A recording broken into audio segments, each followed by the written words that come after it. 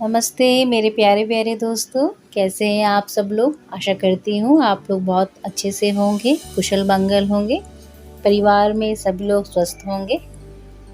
तो चलिए, आज लेके आई हूँ आपके लिए फिर एक नई कहानी।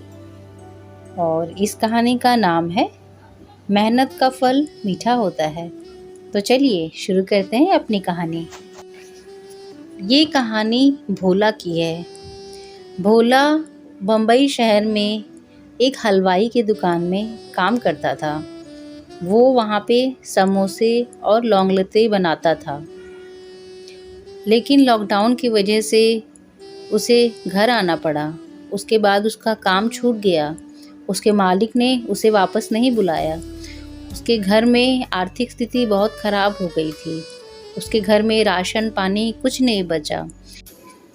लॉकडाउन की वजह से बहुत लोगों की नौकरियां चली गई। बहुत लोगों के घर के राशन पानी ख़त्म हो गए, लेकिन उनके पास पैसे नहीं थे क्योंकि कुछ काम ही नहीं खुला था। तो वो करते क्या। उनमें से ही एक भोला भी था। बम्बई से वापस आने के बाद गांव में जौनपुर में उसके पास कोई काम नहीं था। वो अपनी पत्नी से बात कर रहा था कि अब हम लोग क्या करेंगे, अब हम लोग क्या खाएंगे। उसकी पत्नी उसे हमेशा कोसती थी कि आप बम्बई वापस चले जाइए, लेकिन वो बम्बई वापस जाने के लिए तैयार नहीं था क्योंकि उसके मालिक ने उसे बोला कि अभी तुम्हारी ज़रूरत नहीं है, तुम मत आओ। तो वो यही सोचता कि मैं बम्बई जाके क्या करूँगा, वहाँ कहाँ रहूँगा, आखिर इतना खर्चा भी तो होता है शहर में। फिर क्या था, वो बहुत परेशान रहने लगा और उसने अपनी पत्नी से पूछा कि क्या हम गांव में ही समोसा और लौंगलता का कारोबार शुरू कर लें। पहले तो उसकी पत्नी ने उसे बहुत सुनाया।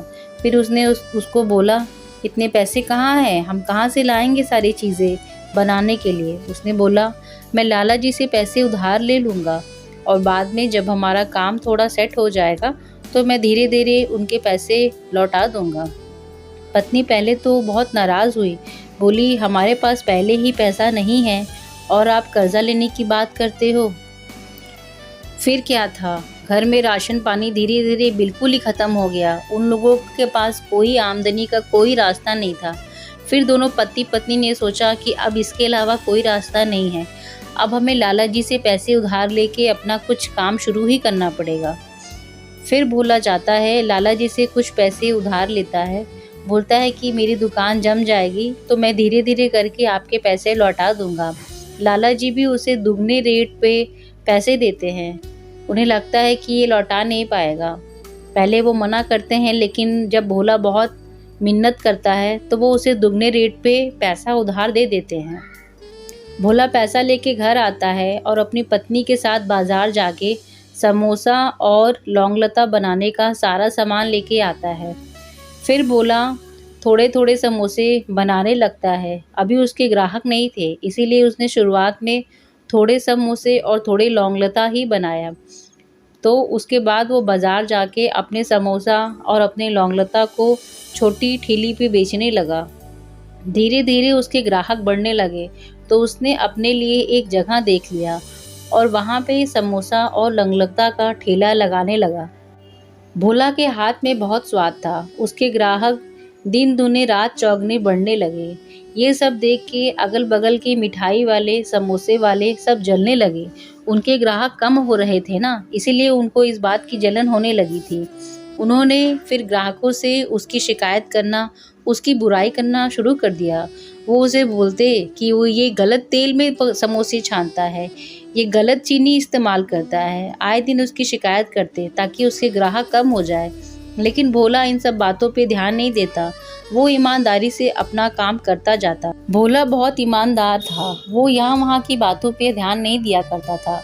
वो और उसकी पत्नी दिन रात एक करके बस अच्छा समोसा कैसे बनाए, अच्छा लौंगलता कैसे बनाए, इन बातों पे ही ध्यान देते थे। उन्हें लाला जी के कर्ज भी लौटाना था, इसीलिए वो फालतू बातों पे ध्यान नहीं देते थे और मेहनत करते थे। धीरे धीरे मेहनत करते करते उनका कारोबार अच्छा चलने लगा। उन्होंने बड़ी ठेली लगा ली।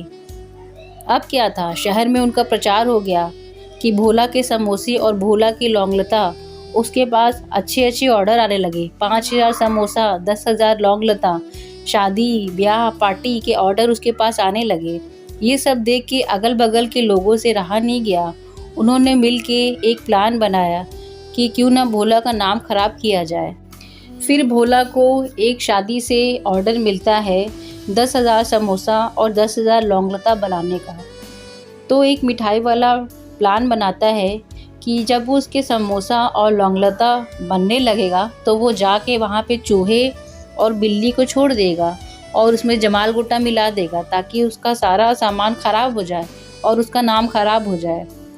जब भोला ने अपने ऑर्डर दिए हुए सारे समोसे और सारे लौंगलते को बना दिया, तब वो मिठाई वाला जो उससे जलता था उसने जाके चूहे और बिल्ली को छोड़ दिया, जिससे भोला के सारे मिठाई और लौंगलता ख़राब हो गए। भोला बहुत परेशान हो गया कि अब क्या होगा, लेकिन उसने पत्नी ने उसे हिम्मत दी कि आप घबराइए मत, हम कुछ न कुछ कर लेंगे, अभी पार्टी में समय है, हम कुछ न कुछ कर लेंगे। भोला बहुत हिम्मती था, उसने हार नहीं मानी। वो झट तैयार हो गया कि कोई बात नहीं, एक बार हमारे समोसा और लौंगलता ख़राब हो गया तो हम दोबारा बनाएंगे।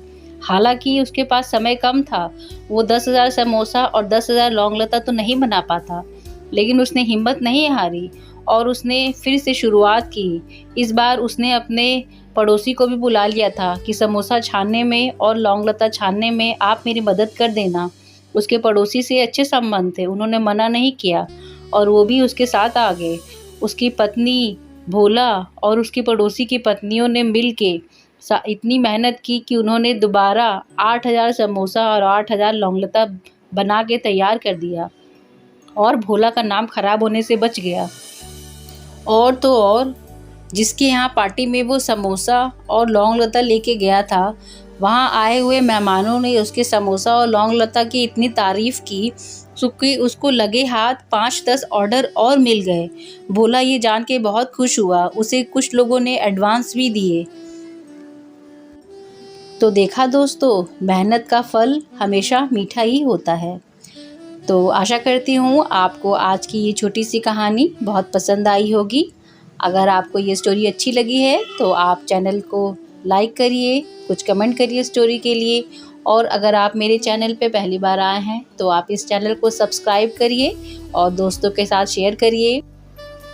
बेल बटन को दबा दीजिए ताकि मैं कोई भी नया स्टोरी, नया व्लॉग शेयर करूं तो आपके पास उसका नोटिफिकेशन आ जाए और आप मेरे व्लॉग को, मेरी स्टोरी को मिस ना कर सके। तो चलिए दोस्तों, बस आज के लिए इतना ही। कल फिर मिलूंगी एक नई कहानी के साथ। धन्यवाद दोस्तों।